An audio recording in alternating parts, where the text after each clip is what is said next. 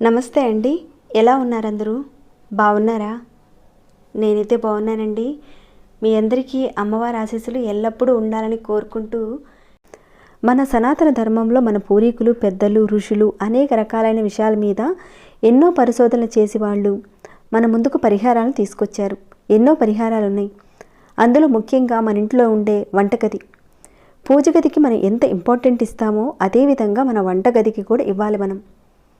మన వంటగది ఏ విధంగా ఉంటే ధనరాబడి పెరుగుతుంది, మనం అభివృద్ధిలోకి వెళతాము, అలానే మన కుటుంబం, మన పిల్లలు కూడా అభివృద్ధిలోకి వస్తారు. ఇదంతా కూడా తెలుసుకుందాం. సరే, ముందైతే వంటగది ఎలా ఉండాలి, అలానే వంటగదిలో చేయవలసిన ఒక చిన్న పరిహారం కూడా మీరు చేసుకుంటే ఇక తిరుగుండదని చెప్పుకోవచ్చు. మరి ఆ పరిహారం ఏంటో చూసే ముందు ఒక చిన్న రిక్వెస్ట్ అండి. ఈ వీడియోకి ఒక చిన్న లైక్ చేయండి. సబ్స్క్రైబ్ కాకుండా కొత్తవారు వచ్చి ఎవరైనా చూస్తుంటే మన ఛానల్లో అనేక రకాలైన సమస్యలకు సంబంధించిన పూజలు, పరిహారాలు ఉన్నాయండి. మీరు ఒకసారి ఛానల్లోకి వెళ్ళి చూసి మీ సమస్యకు సంబంధించిన ఒక పరిహారాన్ని ఎంచుకొని మీరు ప్రయత్నం చేయండి. మీరు చేసిన తర్వాత మీకు వచ్చిన మార్పుని, రిజల్ట్ని నాతో షేర్ చేసుకోవడం మాత్రం మర్చిపోకండి. అలానే ఈ వీడియోని ఎండింగ్ వరకు చూడండి, అన్ని విషయాలు తెలుస్తాయి. సరేనండి, ఇక పరిహారం మాటకు వింటూ చూద్దాం. మన పూజ గదిని మనం ఎంత శుభ్రంగా ఉంచుకుంటామో మన వంటగదిని కూడా అంతే శుభ్రంగా ఉంచుకోవాలి. అలా ఉంచుకుంటే మన మానసిక స్థితి అనేది బాగుంటుంది. అంటే మీరు ఒకసారి వంటగదిని చూడగానే అది పూర్తిగా శుభ్రంగా ఉంటే మన మనసు కూడా అంతే మానసికంగా సంతోషంగా ఉంటుంది. అంతే కదండి. మామూలుగా మనం ఏం చేస్తాము, ఉదయమైనా సరే రాత్రి అయినా సరే సింకులో ట్యాప్ ఉంటుంది. చాలా వరకు కొందరిళ్లల్లో ఆ ట్యాప్ నుంచి వాటర్ అనేది లీక్ అవుతూ ఉంటుంది. మీకు తెలిసే ఉంటుంది. ఎవరింట్లో అయితే ట్యాప్ నుంచి వాటర్ అనేది లీక్ అవుతూ ఉంటుందో వాళ్ళ ఇంట్లో ధనం నిలబడదు. కాబట్టి ట్యాప్లో వాటర్ అనేది లీక్ కాకుండా మీరు కాస్త సరిచూసుకోండి ఈ విషయం.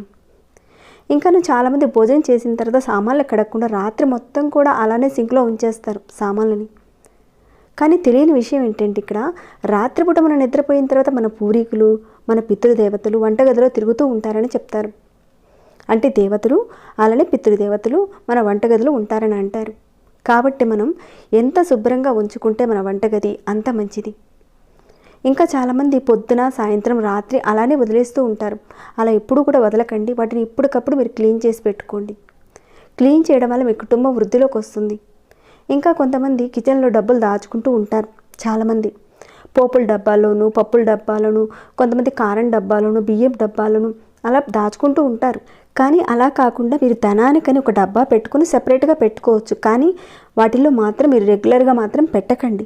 ఎప్పుడైనా అవసరం పడింది అప్పుడు మీరు పెట్టుకోవచ్చు, కానీ రెగ్యులర్గా మాత్రం డబ్బాలో మాత్రం పెట్టకండి. దీనివల్ల భార్యాభర్తల మధ్య గొడవలు వస్తాయి. అంటే చిన్న చిన్న మనస్పర్ధలు వస్తాయన్నమాట. అంటే మీరు వేరొక డబ్బా పెట్టుకుని దాంట్లో డబ్బులు పెట్టుకోండి, కానీ ఇలా మాత్రం చేయకండి. ఇక ధన రాబడి పెరగాలన్నా, కుటుంబం అభివృద్ధి చెందాలన్నా, పిల్లలందరూ కూడా వృద్ధి చెందాలంటే ఒక అద్భుతమైన పరిహారం చెప్తాను ఇక్కడ మీకు. తప్పకుండా పరిహారం చేసుకోండి. ఇక్కడ మనకి పరిహారానికి కావాల్సింది ఏంటంటే నల్ల సింధూరం కావాలండి. అయితే ఇక్కడ చెప్పే పరిహారాన్ని మీరు ఏ రోజైనా సరే, ఎప్పుడైనా సరే చేసుకోవచ్చు. అంటే రోజంటే ఏం లేదండి, ఎప్పుడైనా చేసుకోవచ్చు. ఇక్కడ మీరు చూస్తున్నారు కదండి, ఈ నల్ల సింధూరం మనకి పూజా షాప్లోనూ ఇంకా ఆన్లైన్లో కూడా దొరుకుతుంది. అడిగి చూడండి, మీకు దొరుకుతుంది. మీలో కొందరికి తెలిసే ఉంటుంది, ఈ నల్ల సింధూరాన్ని బొట్టుగా చాలామంది పెట్టుకుంటూ ఉంటారు.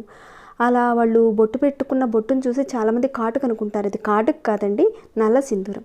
నల్ల సింధూరాన్ని బొట్టుగా పెట్టుకోవడం వల్ల ఏవైతే నెగిటివ్ శక్తులు ఉంటాయో, అంటే జాతకంలో ఉండే లోపాలు కావచ్చు, శనిగ్రహ దోషం ఉన్నవాళ్ళు వాళ్ళు పెట్టుకుంటూ ఉంటారు. ఇంకా దిష్టి దోషం అనేది తగలకుండా ఉండడానికి కూడా ఈ నల్ల సింధూరాన్ని పెట్టుకుంటారు.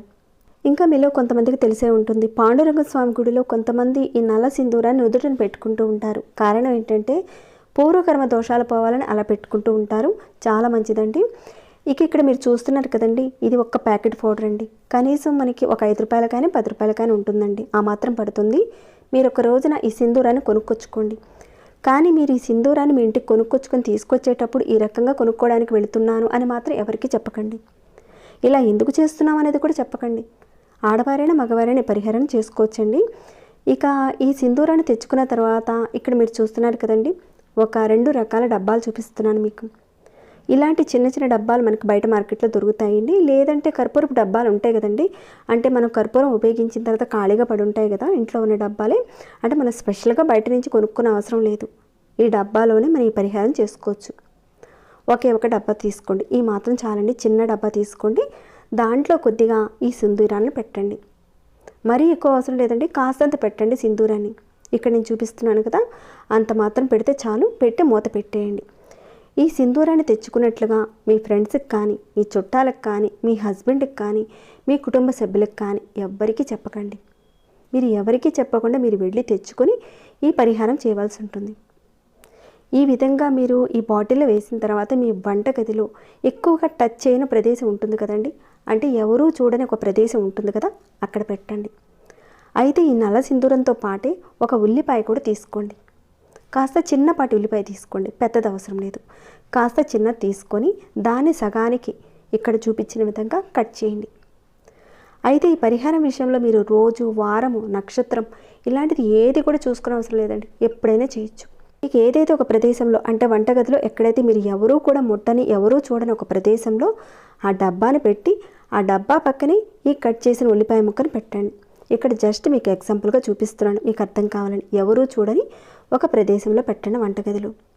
అలా పెట్టిన తర్వాత ఒక వారం రోజులు అయిపోయిన తర్వాత ఆ ఉల్లిపాయను తీసి ఎవరికీ చెప్పకుండా ఒక డస్ట్బిన్లో వేసేయండి. ఈ కట్ చేసిన ఆ ఉల్లిపాయ ముక్కను మాత్రం ఎట్టి పరిస్థితుల్లోనూ ఇంట్లోకి వాడుకోకండి, డస్ట్బిన్లో పడేయండి. ఇక సింధూరం డబ్బా ఉంది కదండి, దాన్ని 3 నెలలకొకసారి మీరు మార్చుకోండి. అంటే 3 నెలల వరకు కూడా మీరు డబ్బాని కదపని అవసరం లేదు, అది ఎక్కడుందో అక్కడే ఉంచేయండి. కానీ మీరు వారానికి ఒకసారి ఈ ఉల్లిపాయ ముక్కను మాత్రం పెడుతూ ఉండండి. ఒకవేళ ఈ 3 నెలలలోపు ఎవరైనా చూశారు ఆ డబ్బాని, అప్పుడు ఆ సింధూరాన్ని మార్చుకొని మళ్ళీ ఇదే విధంగా మొదలు పెట్టాలి. మీరు ఉల్లిపాయను మాత్రం ప్రతి వారం కట్ చేసి పెడుతూ ఉండండి. వారం అయిపోయిన తర్వాత దాన్ని తీసి డస్ట్బిన్లో వేస్తూ ఉండండి. కానీ సింధూరాన్ని మాత్రం 3 నెలల వరకు మాత్రం కదపకుండా అక్కడే ఉంచండి. ఇలా మీరు చేస్తుంటే మీ వంటగదిలో ఉన్న నకారాత్మక శక్తి పోతుంది. ఎప్పుడైతే నకారాత్మక శక్తి పోతుందో ఇంట్లో అభివృద్ధి వస్తుంది, ధన రాబడి పెరుగుతుంది, మీ భర్త ఆదాయం పెరుగుతుంది, పిల్లల చదువుల్లోనూ మానసిక స్థితి అన్నీ కూడా సక్రమంగా వస్తాయి. వంటగది సరిగ్గా లేకపోవడం వల్ల కొన్ని సమస్యలు తెచ్చుకున్న వారు అవుతారు. కాబట్టి మీరు ఈ రకంగా చేస్తూ ఉంటే నకారాత్మక శక్తి అనేది పోతుంది. చాలా చిన్న పరిహారం అండి, కానీ అతి శక్తివంతమైన పరిహారం ఇది. దీన్ని ఎవరికీ కూడా చెప్పకుండా చేస్తేనే మంచి రిజల్ట్స్ ఉంటాయి. అలానే ఇక్కడ ఒక మాట అండి, మీరు వంట చేసేటప్పుడు మీరు స్టవ్ ఆన్ చేసి వంట మొదలు పెడతారు కదా, అయితే మీరు వంట మొదలు పెట్టేటప్పుడు మీరు ఒక్కసారి నమస్కారం చేసుకుని మీ ఇష్టదైవానికి మనసులో సంకల్పం చేసుకుని వంట చేయండి. దీనివల్ల మనం తీసుకునే ఆహారం ఎంతగా మన మీద పనిచేస్తుందంటే అది అమృతంతో సమానమవుతుంది.